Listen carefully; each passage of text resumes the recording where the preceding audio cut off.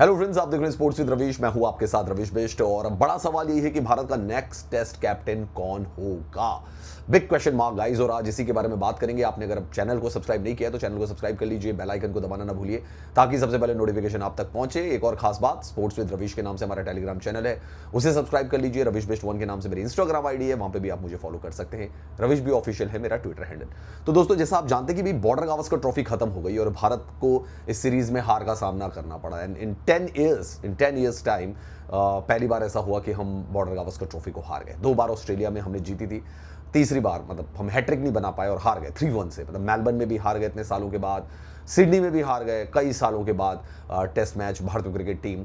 सवाल यह है कि दोस्तों, अब भारत का नेक्स्ट टेस्ट कैप्टन किसे बनाया जाना चाहिए। अगर हम साइकिल को देखें WTC की, तो भारत को इंग्लैंड के खिलाफ जो रीसेंट सीरीज होगी, मतलब जो नेक्स्ट सीरीज होगी बड़ी सीरीज, वो इंडिया वर्सेस इंग्लैंड है। 5 टेस्ट मैचेस की सीरीज।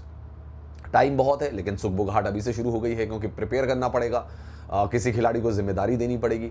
अब अगर आप देखें Rohit Sharma as a captain, शायद Rohit Sharma as a captain अगर हम देखें तो उनकी जो बल्लेबाजी है वो एक बहुत बड़ा कंसर्न है कि Rohit Sharma as a batter, Rohit Sharma as a captain. क्योंकि देखिए, न्यूजीलैंड के खिलाफ भी हार का सामना करना पड़ा घर में, बॉर्डर गावस्कर सीरीज भी हाफ जसप्रीत बुमराह हाफ रोहित शर्मा, उनकी कप्तानी में भारत हार गई। तो क्या रोहित शर्मा रूल्ड आउट हैं, वो अब टेस्ट की कप्तानी नहीं करेंगे? क्या टीम मैनेजमेंट अब उससे आगे की सोचेगा?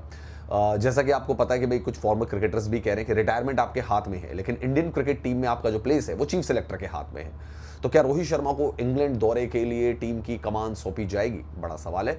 और अगर नहीं सोची जाएगी तो उनके आगे कौन है? उनके आगे जसप्रीत बुमराह, जिन्होंने पर्थ में भारत को जीत दिलाई। अनफॉर्चुनेटली सिडनी में वो इंजर्ड हो गए। और यहीं से एक बड़ा सवाल शुरू हो जाता है दोस्तों कि अगर जसप्रीत बुमराह को आप टेस्ट की कप्तानी दे रहे हैं तो क्या वो इतने फिट हैं कि 5 टेस्ट मैचेस तक इंडिया की कप्तानी कर सकें? और अगर नहीं है और उनका वर्कलोड भी मैनेज करना है तो फिर एक कप्तान तो चाहिए होगा ना दोस्तों, जो कि 5 टेस्ट मैच में कप्तानी करे, जिसका फिटनेस के साथ कंसर्न ना रहे। क्योंकि फास्ट बॉलर्स का फिटनेस के साथ कंसर्न रहता ही रहता है अगर उनको दूसरे एंड से सपोर्ट ना मिल रहा हो। और वैसे भी हम जानते हैं कि जसप्रीत बुमराह की बैक सर्जरी भी हुई है।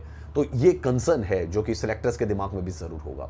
तो क्या शुभमन गिल, उनको भारत का टेस्ट कप्तान बनाया जा सकता है? शुभमन गिल को देखो, भारत को उन्होंने लीड भी किया हुआ है और वो वाइस कैप्टन भी रहे हैं। T20 आईज की बात कर लें, ODI की बात कर लें, उनको वाइस कैप्टन का भी रोल दिया गया। टेस्ट मैच क्रिकेट में क्या शुभमन गिल एक बड़े कंटेंडर हो सकते हैं? हाल फिलहाल की अगर फॉर्म देखें तो शुभमन गिल की वो फॉर्म रही नहीं है, जिससे मुझे नहीं लगता कि सेलेक्टर्स का भरोसा उन्होंने जीता होगा। क्वेश्चन मार्क है शुभमन गिल के साथ कि क्या उनको आगे। और आप ये भी देखें ना कि यहाँ ड्रॉप भी किया गया उनको।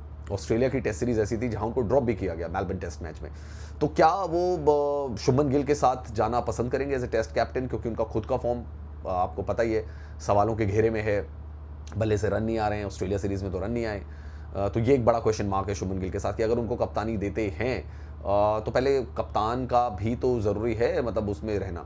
यशस्वी Jaiswal may be too young हो जाएंगे अगर उनको कप्तानी दी जाएगी। फिर कौन बनता है कप्तानी की रेस में? क्या ऋषभ पंत एक उम्मीदवार हो सकते हैं कप्तानी की रेस में? देखिए, गौतम गंभीर जब कोच नहीं थे तब उन्होंने कहा था कि रेड बॉल की कैप्टनसी ऋषभ पंत को दे दीजिए। ऋषभ पंत के बारे में ये तो जाना जाता है दोस्तों कि वो अपने अंदाज में बल्लेबाजी करते हैं। सिडनी में भी उन्होंने ताबड़तोड़ अंदाज में बल्लेबाजी करके 61 रन बनाए, जो भारत एक रेस्पेक्टेबल स्कोर तक वहां पे पहुंच पाया। थोड़ा चुलबुलापन है उनके अंदर, लेकिन जो बैटिंग है वो अपने अंदाज से बल्लेबाजी करते हैं, डायनामिक बैटिंग करते हैं। विकेट कीपिंग का कोई इशू नहीं है, विकेट कीपिंग बड़ी ज़बरदस्त है उनकी। IPL की बात करें तो वहाँ पे दिल्ली कैपिटल्स की कप्तानी कर चुके हैं और दिल्ली की रणजी ट्रॉफी की कप्तानी कर चुके हैं। तो क्या ऋषभ पंत एक बड़े कंटेंडर हो सकते हैं जो रेड बॉल में लीड करें? क्योंकि ऋषभ पंत आपको काफ़ी टाइम भी दे सकते हैं, मतलब अगर आप उनमें इन्वेस्ट करेंगे तो 4-5 साल तक वो कप्तानी कर सकते हैं। तो एक बड़े दावेदार शायद ऋषभ पंत रहेंगे टेस्ट। और विराट कोहली, क्या कोहली को फिर से कप्तानी दी जाएगी? और एक मिस्टर फिक्सिट की बात एक रिपोर्ट में की गई थी, मुझे नहीं पता वो कौन था और किसने ड्रेसिंग रूम की खबरों को लीक किया, लेकिन क्या विराट कोहली, उनको क्या कप्तानी दी जा सकती है दोबारा से इंग्लैंड के खिलाफ टेस्ट सीरीज में? क्योंकि यहाँ कप्तानी जब उन्होंने की तो काफ़ी ज़्यादा प्रभावी भी नजर आ रहे थे विराट कोहली, और पूरी कमांड उन्होंने ले रखी थी और चार्ज अप करते हैं, specially in test match cricket. Test matches में रिकॉर्ड भी बड़ा शानदार है as a captain Virat Kohli का। Even in the SENA countries उन्होंने टेस्ट मैच जिताए हैं भारत को। तो क्या विराट कोहली कंटेंडर है? पर विराट कोहली के सामने भी बड़ा सवाल है, एक तो एजिंग फैक्टर और दूसरा उनकी फॉर्म का फैक्टर, जो कि बहुत ही खराब रही है। और इरफान पठान जैसे खिलाड़ियों ने भी उनकी आलोचना की है। तो कौन बनता है यार? आपकी नजर में भारत का टेस्ट कप्तान किसे होना चाहिए? मेरे हिसाब से तो ऋषभ पंत एक बहुत बड़े कंटेंडर है। आप बताइए, क्या ऋषभ पंत को जब इंडिया इंग्लैंड की सीरीज होगी वहां कप्तानी दे देनी चाहिए आगे बढ़ के, या आपको लगता है कि नहीं नहीं रोहित शर्मा को एक और मौका देना चाहिए, या फिर आपको लगता है विराट कोहली क्योंकि टेस्ट में उनकी कप्तानी बड़ी जबरदस्त थी उनको दे देना चाहिए, या फिर आपको लगता है नहीं है कि शुभमन गिल वो भी हो सकते हैं कप्तान? आपको क्या लगता है दोस्तों? कमेंट सेक्शन पे जाकर कमेंट जरूर करें।